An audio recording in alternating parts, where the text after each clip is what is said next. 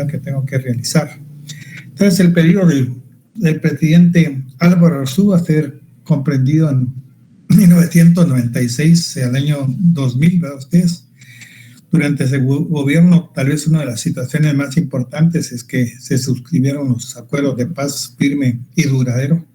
Ya en 1995, digamos, cuando él era candidato presidencial, ya había tenido unas reuniones especialmente con la Unión Revolucionaria Nacional Guatemalteca y buscaba que se mantuviera el diálogo para encontrar, digamos, una salida al conflicto armado en aquel entonces.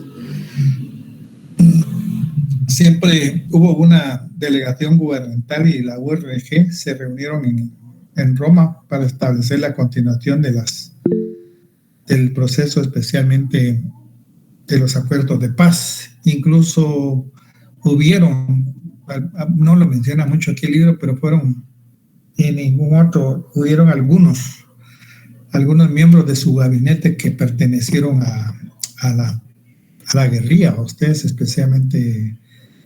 Porras es el apellido, Cholón Porras, era de la PARC, había estudiado en el Liceo de Guatemala, un buen intelectual, ¿verdad?, que estuvo inmiscuido en el gobierno de Arzú, y hay por ahí otros más, ¿verdad? Entonces, el partido que lo llevó a la presidencia fue el Partido de Avanzada Nacional, fue alcanzado porque la ciudadanía estaba votando por el cambio. Ustedes, acordémonos que habíamos tenido gobiernos o regímenes eminentemente militares, y con la firma de los acuerdos de paz, pues se establecía un proceso un poquito más democrático. Entonces ya se estaba cansado especialmente de gobiernos, en el caso de Vinicio Cerezo, que al final pues no cuajó absolutamente en nada.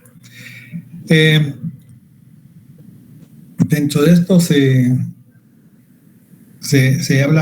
pueden decir muchas cosas con respecto a Arzú, a ustedes en cuestiones de carácter personal, pero creo que algunas de las obras que esencialmente hizo el gobierno de Arzú, pues yo particularmente sí las compartía, aunque como persona era un tipo pedante, abusivo, siempre quería manejar a su antojo todo lo que él decía. A usted se peleó con la prensa, con diferentes sectores, porque era una persona muy dominante. Su ego era siempre demasiado grande para ustedes, y había estado en la alcaldía de Guatemala, había dirigido la alcaldía de Guatemala, y de alguna manera pues se había ganado la adhesión especialmente del sector social, digamos clase media baja, a ustedes, con sus impulsos. Algunas cosas, cuando uno las analiza en un principio, pues decía uno, este tonto haciendo situaciones muy irrelevantes para algunos, ¿va? Ustedes, como el 24 de diciembre, hacer un tamal, ponche o café, algo así, y algunos regalos, ¿va?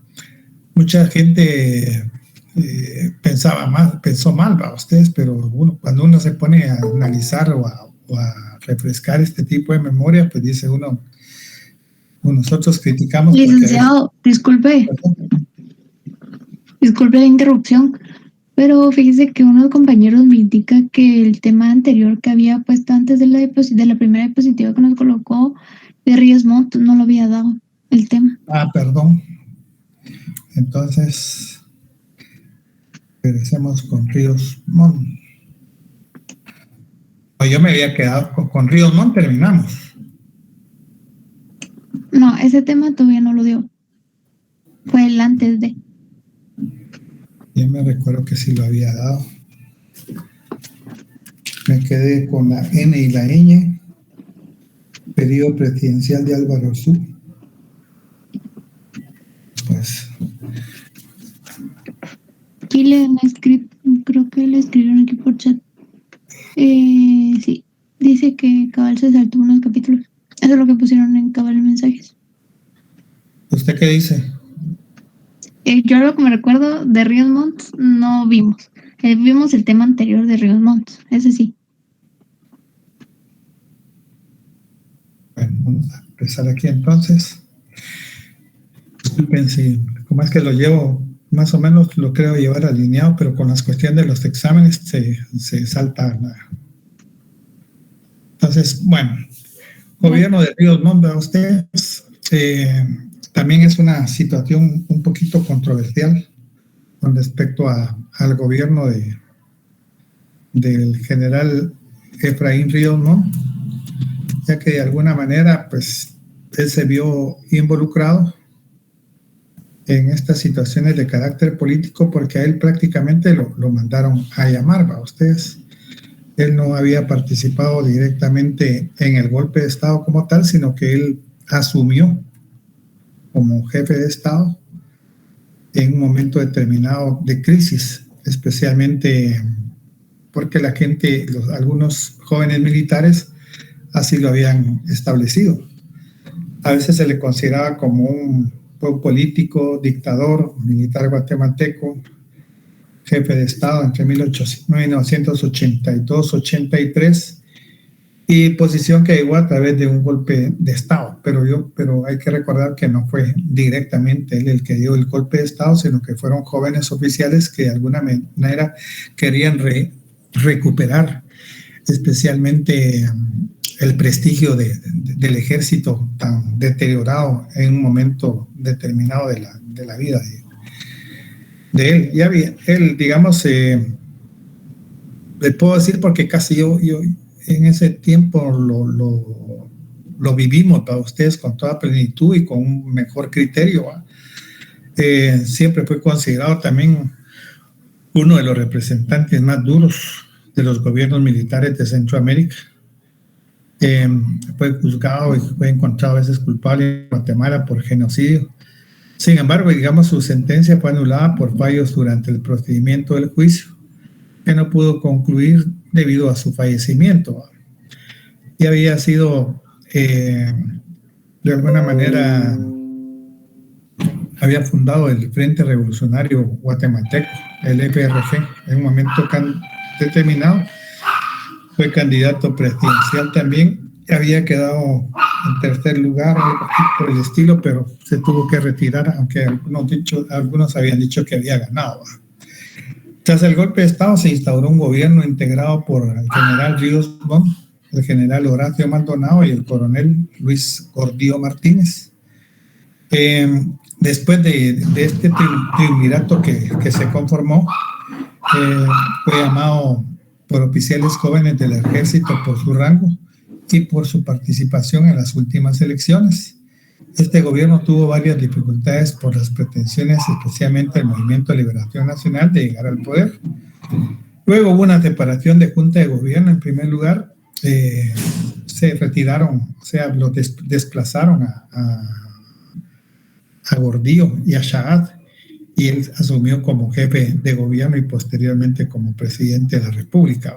Eso sí, conformado especialmente por jóvenes oficiales en aquel entonces.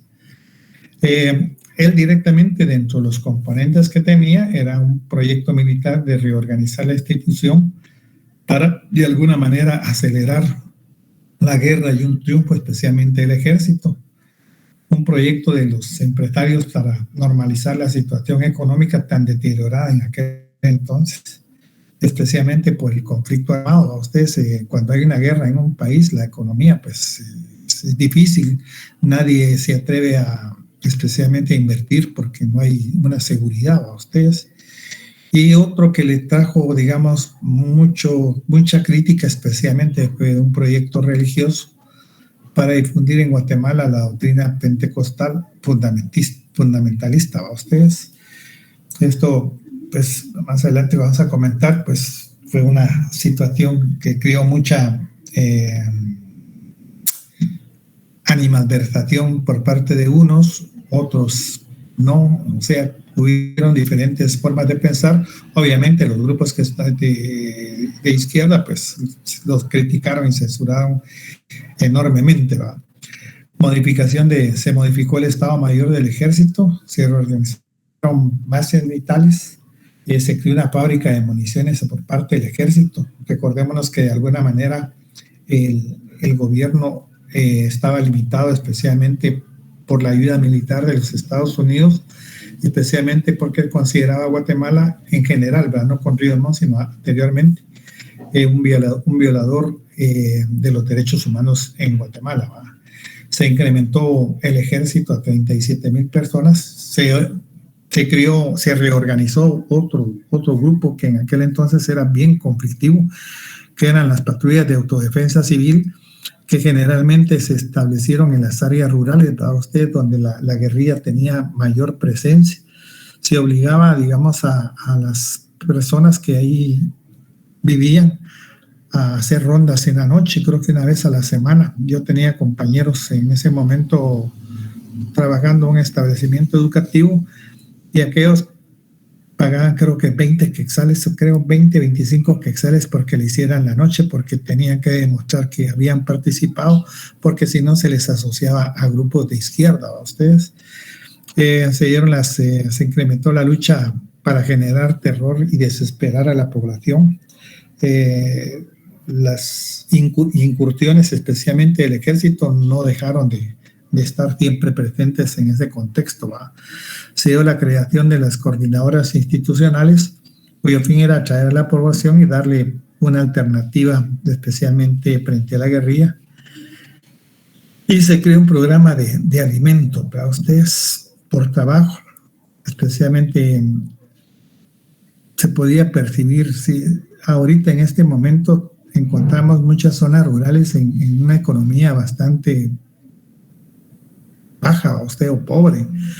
En aquel entonces era un poquito más, ¿verdad? Ustedes, por el hecho de que no había espacios democráticos y el intercambio comercial era muy limitado. Entonces se dio el programa Plan Fusiles y Frijoles por trabajo, techo y tortilla para todos aquellos que tuvieran alguna tendencia o pensamiento de ingresar a la guerrilla, pues se les proporcionaba otros elementos que pudieran ayudar a sostener esencialmente a sus familias. Con el gobierno de él se dio también, se crearon los tribunales de fuero especial, integrado por jueces con identidades conocidas para juzgar sospechosos de colaborar con la insurgencia, jueces sin rostro le llamaban, ¿verdad ustedes?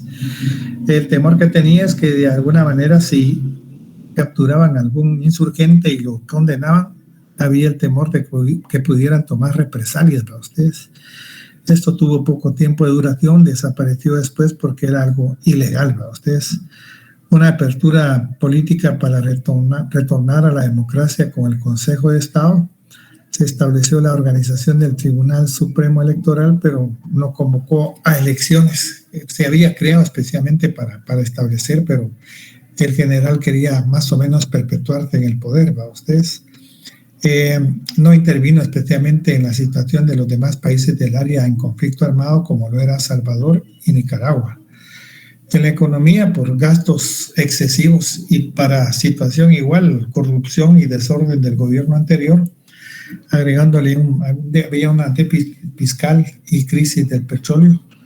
Se propuso el aumento de impuestos, lo que ocasionó malestar del CACIP, y se accedió a un aumento del 10% del IVA, pero se negaron a contribuir con el impuesto especial para financiar especialmente la guerra. Ustedes no había, antes era muy fácil poder conseguir recursos económicos, pero en este momento era difícil, especialmente porque ustedes saben que un empresario no va a estar invirtiendo y sabiendo que habían actos de corrupción por parte de algunos militares y que lo que invertían pues no iba a tener seguridad, especialmente para algunos empresarios por los continuos ataques, especialmente de la guerrilla.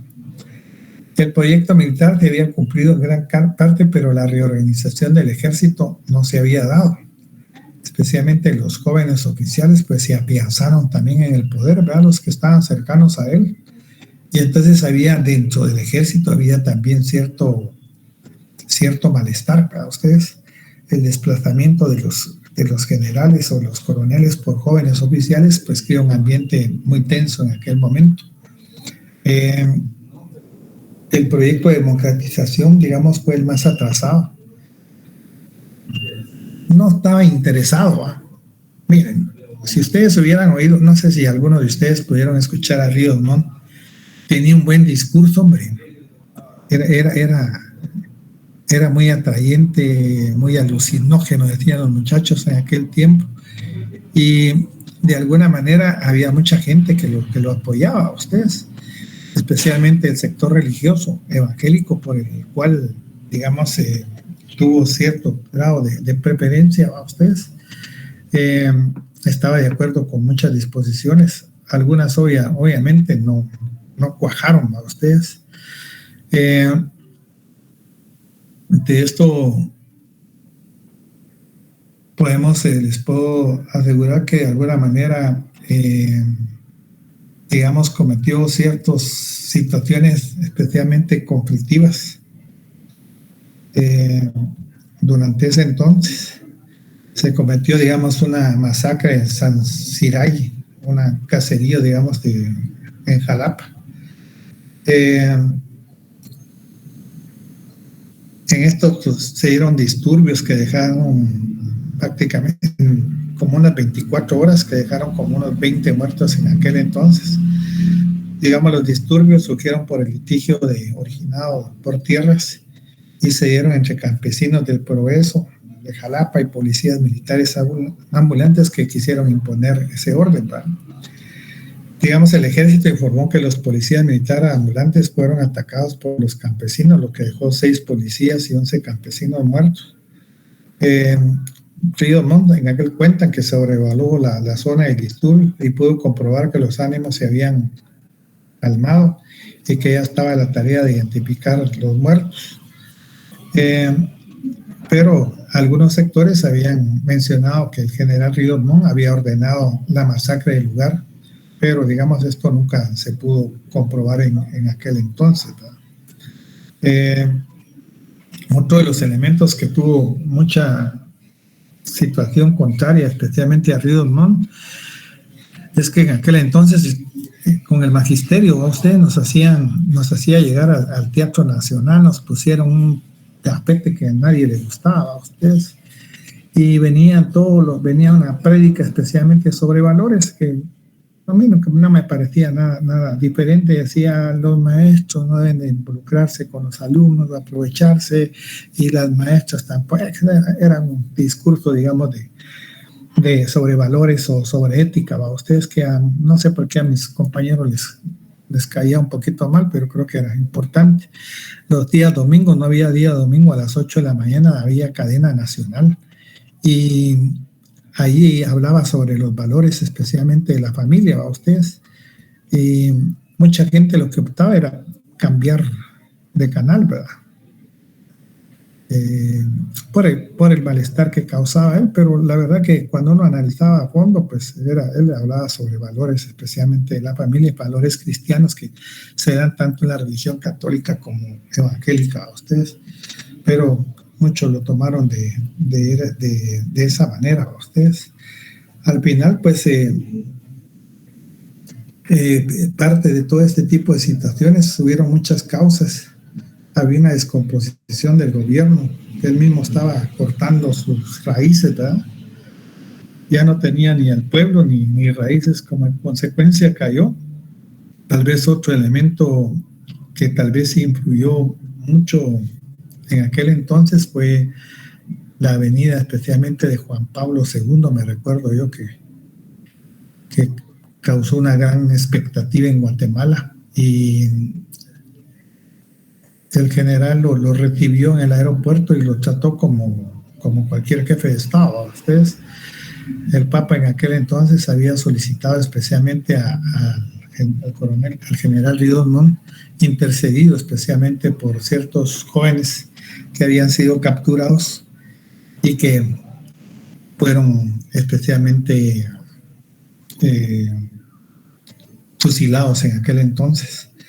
Desafortunadamente, pues esto creó un poquito de divisionismo entre católicos y evangélicos por ciertas situaciones que, digamos, el general mezcló esencialmente con lo que era la religión a ustedes.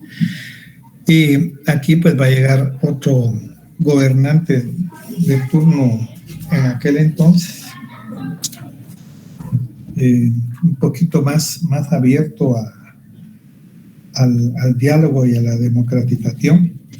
El golpe de Estado de los 3 proyectos que proponía se había cumplido, el proyecto militar se había cumplido en gran parte, pero la reorganización no. El proyecto de democratización era el más atrasado que les había mencionado en aquel entonces. En aquel entonces también se dio el plan Victoria 82, era apartar especialmente a los insurgentes de la población civil, pero era bien complicado a ustedes porque, digamos, en el área rural no tenían tantas personas de tropa o tantos soldados para poder evitar este tipo de contacto, y la guerrilla de alguna manera tenía que refugiarse en algunas áreas. Algunos campesinos o algunas comunidades rurales pues apoyaban a la guerrilla, algunas veces en cuestiones de alimentación o algunas veces en situaciones de estrategia para ustedes. Aplicar con toda política, digamos, la tierra arrasada en aquel entonces. La guerrilla pues no era que el propósito de hacerla retroceder, porque al final la guerrilla no tenía tanta, era muy disminuida. Ustedes tal vez había unos 5,000 o 7,000 combatientes y el ejército tenía una cantidad muy significativa, independientemente de los 40,000 soldados y entre oficiales y militares y generales, tenían una ayuda especialmente con las patrullas de autodefensa civil que se manejaba enormemente para ustedes. También a través de estrategias militares pues se aprovechaban especialmente de aquellas personas que de alguna manera habían dejado la guerrilla para poder obtener cualquier tipo de información, ¿verdad? Entonces todo esto, Anaído, lo que les dijo, lo que les había mencionado, hizo que de alguna manera alguna ala del ejército, un poquito más dura, decidiera relevarlo del mando después de 17 meses. Y aquí va a llegar otro personaje, tal vez un poquito más, no quiere decir que no haya hecho nada malo a ustedes, pero Mejía Vítores de alguna manera como que abrió un poquito más los espacios de carácter democrático, sin olvidar de que de todas maneras se seguía estando en un conflicto armado y que de alguna manera pues terminó abriendo un poquito más los espacios en aquel entonces, ¿verdad? Fue presidente de Pacto de 1983 a 1986. Suprimió la Junta de Comandantes, dándole el poder al ministro de la Defensa. Aumentó los efectivos de las patrullas de autodefensa civil. Creó las aldeas modelo, que eran especialmente aldeas que en un momento determinado prácticamente se les decía que eran como campos de concentración.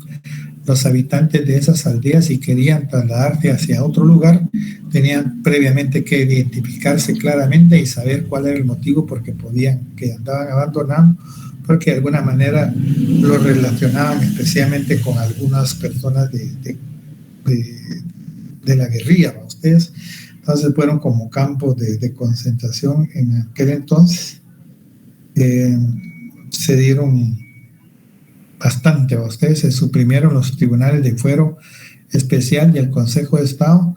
Se convocó a elecciones para una Asamblea Nacional Constituyente en 1984 y al igual que los demás militares pues mantuvo un conflicto, una neutralidad ante el conflicto armado interno.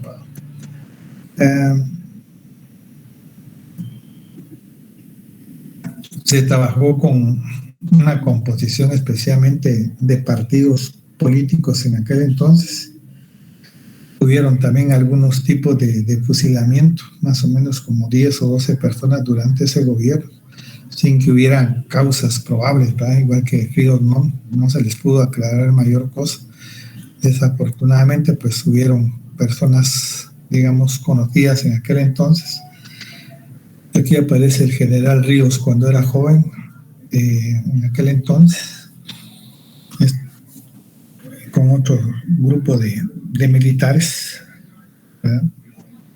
Que más adelante pues le van a dar las gracias al general Ríos Montt en ese contexto, ¿verdad? También hubo un enfrentamiento con los empresarios durante este gobierno de Mejía. Aumento de impuestos, readecuación del impuesto sobre la renta, reducción de la IVA. La crisis fiscal no se resolvía en abril de 1985.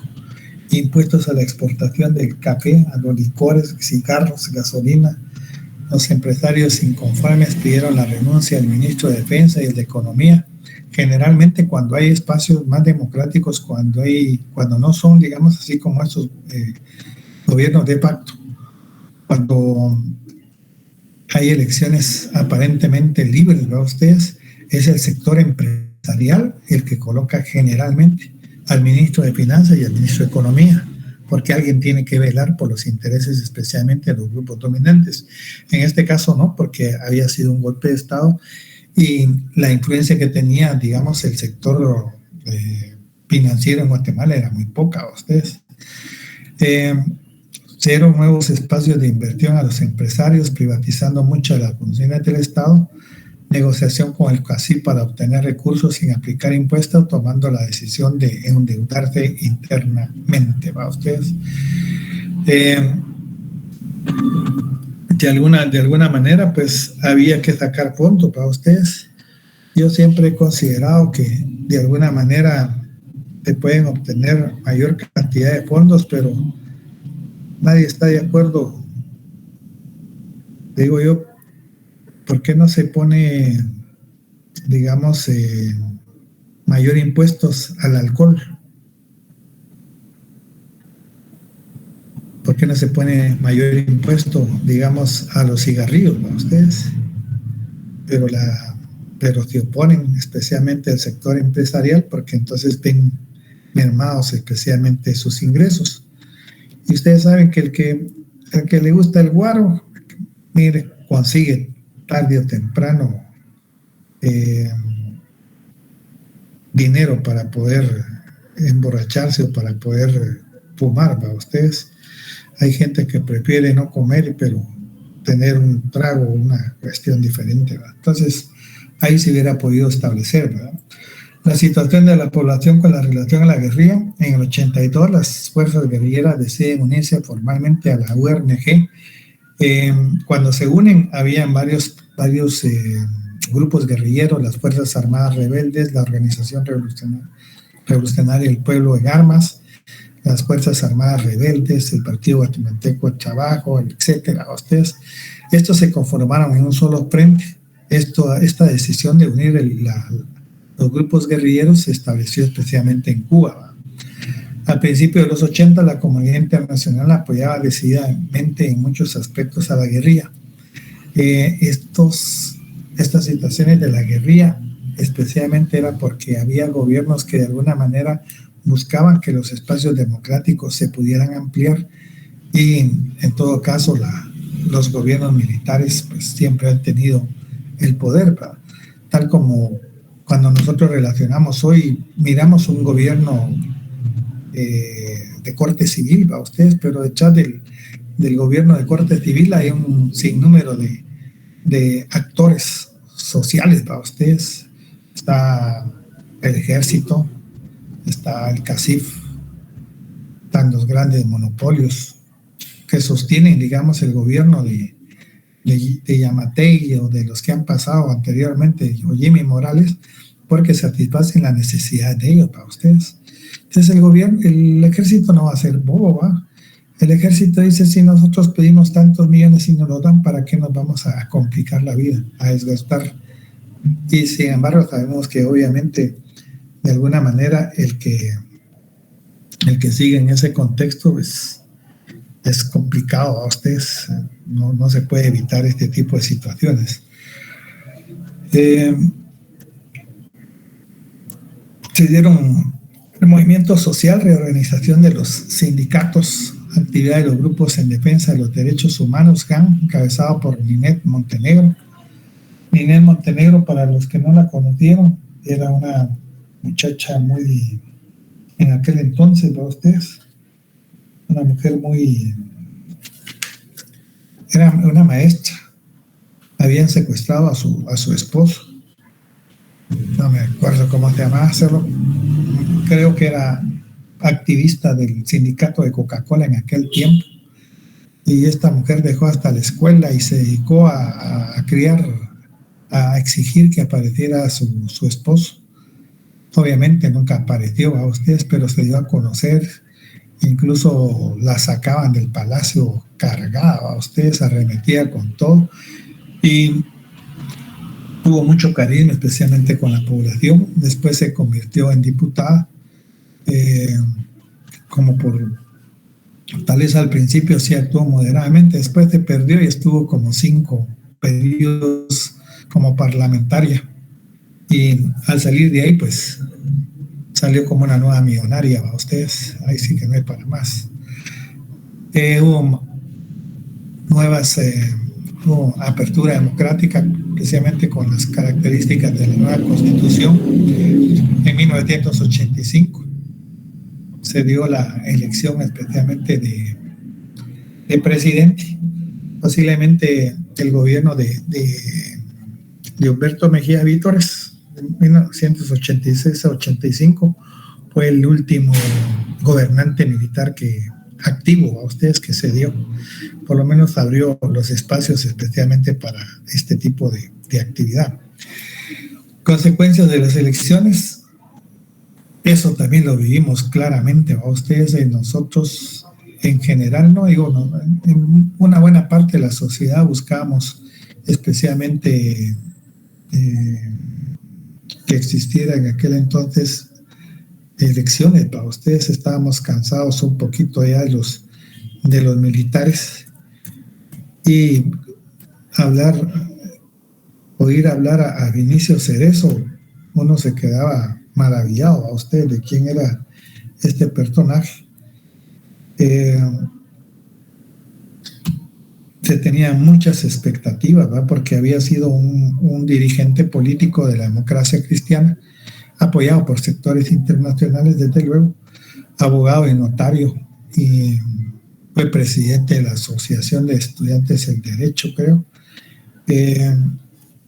Había sido candidato había sido diputado y había sido también en el Parlamento Centroamericano. Más adelante fue creador y promotor de firmante de los acuerdos de paz de Centroamérica, Esquipulas I y Esquipulas II. Y creo yo que hoy todavía sigue integrado políticamente en una actividad en una situación de integración centroamericana, de la cual es presidente, ¿verdad ustedes? Con Vinicio Cerezo se marca el inicio de una era democrática moderna, después de fraudes electorales, especialmente militares. Sobrevivió, digamos, Vinicio, un par de atentados, pero yo creo que no le tiraron a dar a ustedes, porque generalmente cuando los militares en aquel entonces decidían eliminar a alguien, y olvídense, no se salvaba a ustedes, pero en el caso de él solo fueron como que tiritos al aire los que se dieron en aquel entonces. Hubo alta participación de la población. Uno de los partidos mayoritarios nuevos era la Unión del Centro Nacional, que era dirigida en aquel entonces por don Jorge Carpio Nicol, dueño de un periódico escrito que era El Gráfico en aquel entonces. Participó un partido de izquierda por el Partido Socialista Democrático. La situación internacional en Nicaragua, El Salvador, la guerra se intensificaba y las secciones de la guerrilla amenazaban con una posible victoria. En aquel entonces había el conflicto de la Guerra Fría, ¿va ustedes? Generalmente la Unión Soviética y Cuba, con la auxiliatura de Cuba, apoyaba a todos los grupos guerrilleros en aquel entonces, tanto en Guatemala como en El Salvador, como los Frente de Liberación, no me acuerdo cómo se llama Facundo Martí, y la otra, los sandinistas en Nicaragua, tenían un apoyo bastante significativo. Guatemala había quedado un poquito a la saga, especialmente por violador de los derechos humanos, pero de alguna manera había conseguido armamento, fíjense, a través de Israel, ¿verdad? Ustedes, que era el que le proporcionaba este tipo de material para enfrentar a la guerrilla, que en aquel entonces había sido disminuida significativamente, ¿verdad? Las características políticas del gobierno de la democracia cristiana: partido bien organizado, inspirado en una doctrina social de la iglesia y con una posición anticomunista. Eran vistos como un grupo de comunistas disfrazados. Cuando los universitarios se apoderaron del partido, surge el liderazgo de Cerezo. El gobierno debía respetar la amnistía política que el gobierno de Mejía Vítores había otorgado a todos los militares que participaron en la contrainsurgente. Como que habían quedado desplazados al haber dado esta amnistía política. Obviamente todos los militares, incluso que habían cometido situaciones de lesa humanidad, hubieran quedado al margen, ¿va ustedes? Pero realmente no fue así. Hoy incluso se encuentran en algunos cumpliendo condena, no directamente, sino están detenidos en los cuarteles de Matamoros. Son como 6 coroneles o más, generales. Y por ahí difícilmente creo que vayan a salir para ustedes. Ya tengo mi primo ahí metido dentro de ellos también. Y aquel dice, no vamos a salir con vida de aquí, Gómez. De todas maneras, aunque no me crean, me dijo, yo no, ¿qué culpa tengo? Yo era comandante de una, pero los cuadros bajos, especialmente del ejército, no los controla nadie, ni vos como comandante lo puedes controlar. Yo jamás di una orden de matar a nadie. Bueno, me dijo, vos sabés que aquel era especialmente maestro de la normal, ¿verdad? Usted cuando ingresó, entonces no tenía ese carisma, pero como responsable del grupo a ustedes, del destacamento, pues ahí está.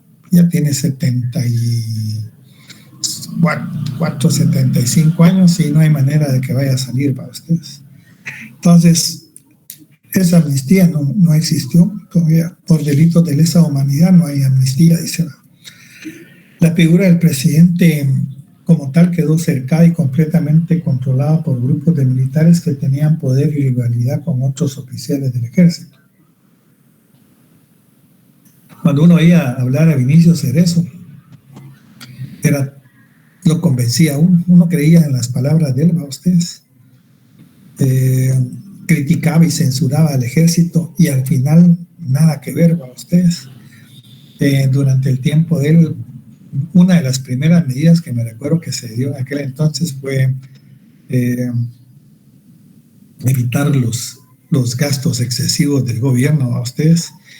Y en una primera visita, especialmente a países en Europa, se llevó casi 200 personas y un montón de dineral que se puede gastar, porque algo que también se le puede criticar y censurar era que era bolo y medio, ¿va ustedes? Los amoríos de él eran muy, muy comentados en los círculos políticos, especialmente con una de sus especialmente trabajadoras, no me acuerdo, no digo el nombre, pero la esposa de él era abogada y notaria también de la universidad. Había mantenido por mucho tiempo esa unidad entre ella. Doña Raquelita Plantón también, desafortunadamente le tocó sufrirle el embate del poder de su esposo. Las relaciones no terminaron muy, muy buenas con él, ¿va ustedes? Con él también se dan los inicios del proceso de paz. Estableció lo que era Esquipulas 1 y Esquipulas 2. Esquipulas 1, la política exterior independiente del gobierno guatemalteco, hizo posible que se reunieran todos los presidentes centroamericanos. Dado el éxito de esta reunión, se convoca a una en agosto de 1987, conocida como Esquipula II, donde se suscribió el documento Procedimiento para establecer la paz firme y duradera en Centroamérica. El gobierno de Guatemala instala la Comisión Nacional de Reconciliación Nacional en aquel entonces, fue la encargada de verificar que se cumplan estos acuerdos. En 1987, la Comisión Nacional de Reconciliación llama al diálogo nacional contemplado en Esquipula II. Dicho diálogo fue un paso importante porque permitió convocar por primera vez a diferentes sectores de la sociedad que nunca antes habían hablado entre sí, obligándolos a plantear sus demandas. Entre estos sectores, esencialmente estaban representantes de la Unión Revolucionaria Nacional Guatemalteca, el ejército, sectores eminentemente de la iglesia en aquel entonces, y el gobierno como tal propiamente. Entonces había una discusión, diálogo a ustedes, pero el ejército de alguna manera no aceptaba un diálogo, digamos, más abierto, mientras la guerrilla no dejara las armas, por considerarlo fuera del contexto jurídico o legal, ¿va? Ustedes, pero la guerrilla nunca dejó las armas, ¿va? O sea, el diálogo se tuvo que entablar, aún oponiéndose en varias cosas a lo que es el ejército. Las comisiones del diálogo nacional reunidas a lo largo de varios meses dieron como resultado interesantes documentos sobre la realidad nacional que posteriormente se inspiraron en lo que iban a ser los acuerdos de paz en aquel entonces, ¿verdad? Entonces, eso era parte de lo que se dio en aquel momento durante el gobierno, especialmente de este personaje Vinicio Cerezo Arévalo. Después vamos a pasar a otro personaje también, digamos, bastante conflictivo, que todavía sigue fuera del país, no puede entrar al país por esperar que de alguna manera pueda ser capturado. Y con Vinicio Cerezo, pues se convocó a elecciones, periodo 90.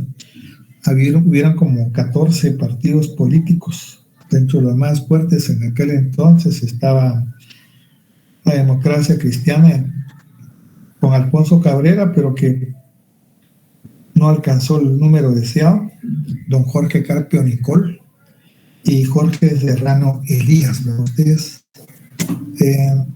Serrano Elías fue escogido para el cargo de presidente en una segunda vuelta. En la primera vuelta, digamos, había ganado Jorge Carpio Nicol, pero las conveniencias políticas en el Congreso hicieron que fuera designado especialmente el presidente Serrano Elías. Gobernó entre 1991 y 1993 y encontró una realidad económica muy difícil en cuanto al deterioro del nivel de vida. Estaba apoyado especialmente por el Movimiento de Acción Solidaria Más. Era un partido muy pequeño, ¿veis ustedes? Pequeño. Y el gran problema de Jorge Serrano, que fue ingeniero también, creo que fue miembro de la Asociación de Estudiantes de Ingeniería.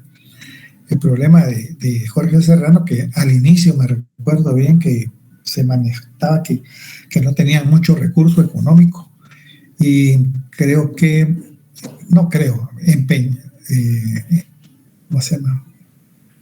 le dieron 240,000 quetzales en aquel entonces como préstamo, una hipoteca por su casa, para poder sufragar los gastos de campaña que en aquel entonces eran fuertes. O sea que no tenía ni siquiera un respaldo muy directo de todo lo que era el CACIP, para ustedes, solo algunos empresarios, nada más para ustedes, pero no era suficiente. Para cada actividad que debía no tenía muchos miembros, especialmente en lo que es el Congreso de la República, y para aprobar cualquier tipo de ley, fíjense ustedes, tenía que comprar los votos o lo extorsionaban los diputados, pero era terrible, ¿va? Ustedes, era terrible. Los tres poderes del Estado estaban totalmente corrompidos. no solo era el Congreso, era el organismo judicial, estaba creo que Rodil Peralta, la gran puchica, miren, terrible. Entonces, este gobierno también reconoció desafortunadamente la independencia de Belice, pero creo que con Serrano, con Arzú, con el que haya sido, eso ya lo teníamos perdido, ¿ustedes? Serrano fue directamente el primer presidente civil, fíjense, que recibió el poder de otro civil. A lo largo, dice, más o menos como unos 170, 180 años de la vida de Guatemala como nación independiente. Había una situación también de descontento, especialmente cuando recibió el gobierno, ustedes, a causa, digamos, de la difícil situación que se vivía en aquel entonces, tanto social, política como económicamente, ¿va? Tal vez un aspecto positivo fue el inicio de las negociaciones de paz con la presencia del obispo Quesada Toruño, del observador de la ONU. Se iniciaron las negociaciones de paz entre el gobierno de Guatemala y la URNG. En México se contó con la participación de una nutrida delegación gubernamental encabezada por este personaje siniestro, también Manuel Conde Orellana, que sigue en el Congreso, lleva como 6 o 7 pedidos, pero representante especialmente la oligarquía en Guatemala, ustedes. Digamos, a pesar de que se iniciaron las negociaciones, no fue posible firmar el cese de hostilidades entre el ejército y la guerrilla, ustedes.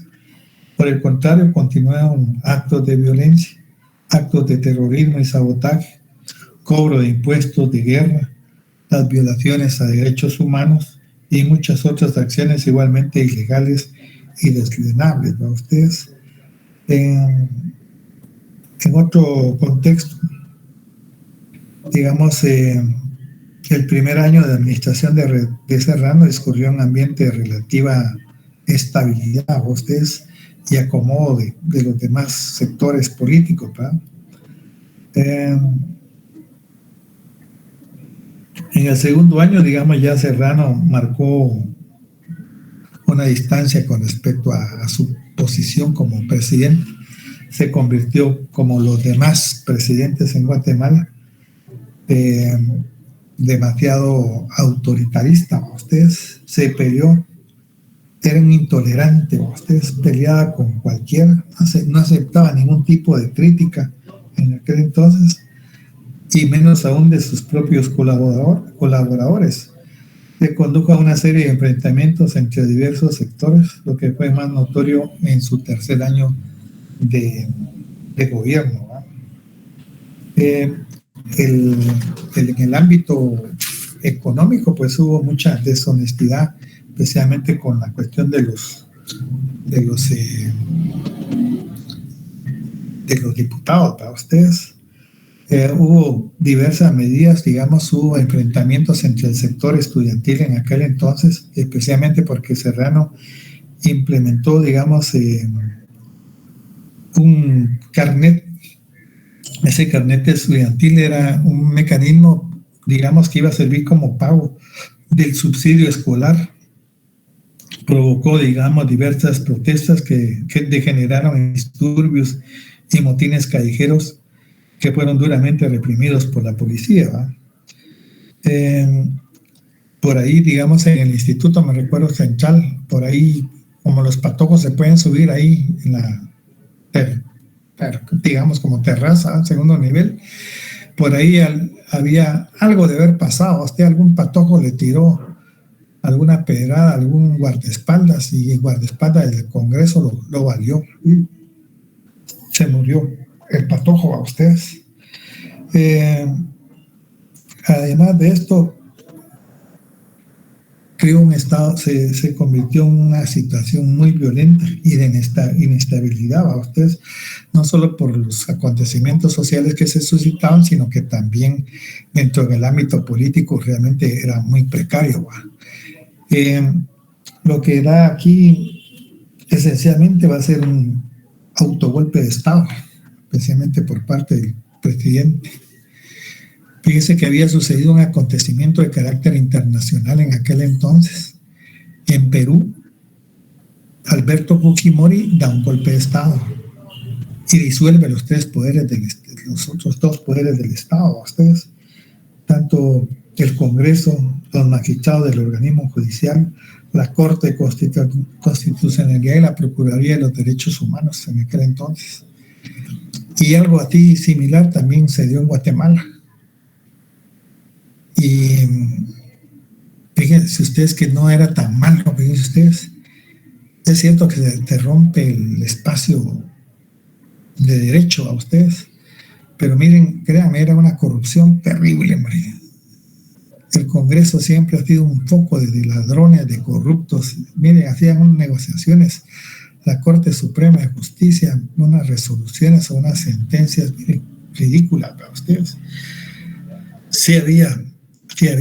Otras, como la Corte de Constitucionalidad, pues era aprovechando el momento. Y la Procuraduría de los Derechos Humanos en aquel entonces estaba dirigida por Ramiro de León Carpio, y lo que hizo fue tratar de acallarlo. A ustedes lo persiguieron, pero no lograron capturarlo. La mayoría de cancillerías, después del golpe de Estado, decide romper relaciones diplomáticas. Se empiezan a manifestar durante unos cuantos días diferentes sectores sociales. Salimos en aquel entonces para ustedes a hacer manifestaciones en contra del autogolpe de Estado. Se crean, digamos, algunas instancias de consenso multisectorial en el cual de alguna manera pues se declara, ¿no?, que todo lo actuado por Serrano era ilegal y restablecer especialmente las garantías constitucionales. La Corte Constitucional convoca al Congreso dándole un plazo de 24 horas para elegir nuevos presidentes y vicepresidentes. Antes del golpe de Serrano hay una severa crisis que les decía, surgimiento de agrupaciones de derechos humanos y mayas, desprestigio de los dirigentes políticos, falta de propuestas, descontento al alza de las tarifas eléctricas, etcétera. Ustedes, aquí hay que tomar en cuenta una situación muy importante, fíjense. El autogolpe de Estado de Serrano tuvo que estar respaldado especialmente por el ejército. Aquí en esas épocas, si el ejército no autorizaba, no se daba nada. Lo único que el que puso la cara fue obviamente Serrano Elías, para ustedes. El ejército se hizo el desentendido y fue hasta después que, debido a la presión internacional y nacional, fue que tuvo que dejar el poder, que de alguna manera las manifestaciones de los diferentes sectores sociales en Guatemala podrían orillar, digamos, a una revuelta mucho más profunda que hubiera sido muy difícil para el ejército poderla controlar.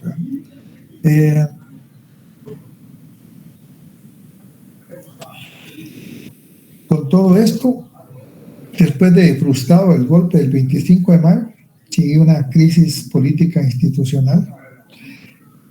Serrano Elías decide salir del país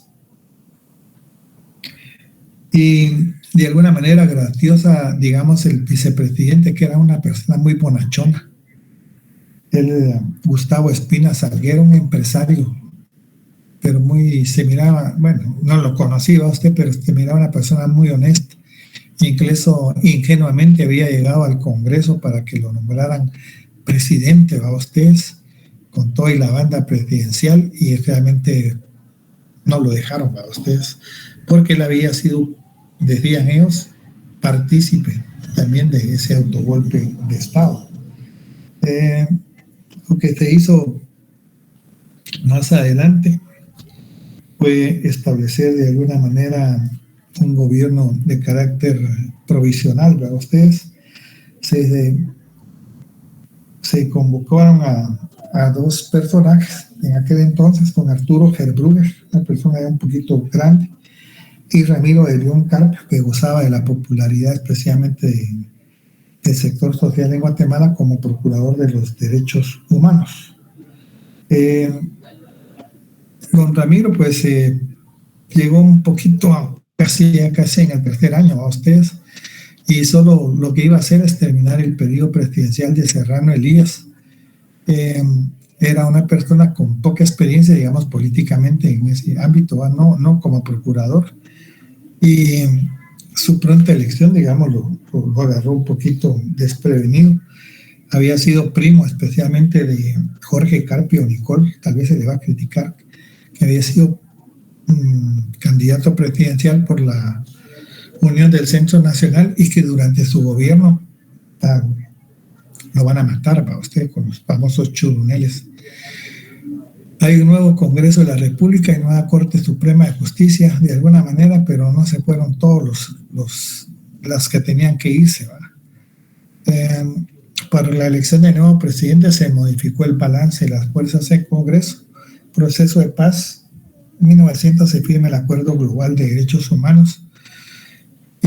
Hay un fin transitorio, especialmente de la campaña electoral de este personaje. Durante su administración, pues continuaron las negociaciones de paz con la UNG y la ONU. El proceso no llegó a sus últimas consecuencias, significó una prolongación especialmente del conflicto armado interno.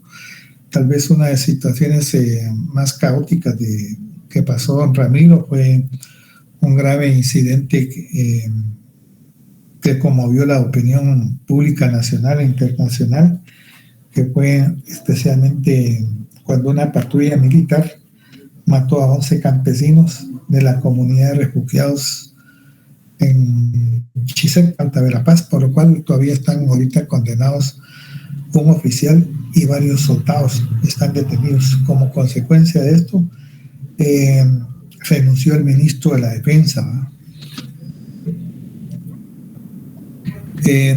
Algo que llamó mucho la atención es que durante el corto tiempo que estuvo Ramiro de León, el problema es que nombró muchos amigos de él en diferentes tipos de puestos sin ninguna experiencia. A ustedes fue un total fracaso y prácticamente iniciativas de ley no pasaron porque la mayoría de personas que quedó en el Congreso lo que hizo, ustedes han de entender que nos miramos política el primer año, luna de miel, segundo año medio hacen, tercer año empiezan a hacer, pero se dedican especialmente a ir a los departamentos o a empezar su campaña política. El cuarto año no trabajan los congresistas, se dedican a renovar especialmente sus proyectos en aquel entonces, ¿verdad? Entonces, hasta aquí vamos a dejar. Hoy sí vamos a dejar al presidente Arzú hasta aquí y nos veríamos el próximo día miércoles si Dios nos lo permite, ¿verdad? Así que solamente por el día de hoy, para todos, muchas gracias por su atención y tengan muy feliz tarde. Feliz tarde, licenciado. Gracias, licenciado. Gracias, licenciado. Feliz tarde.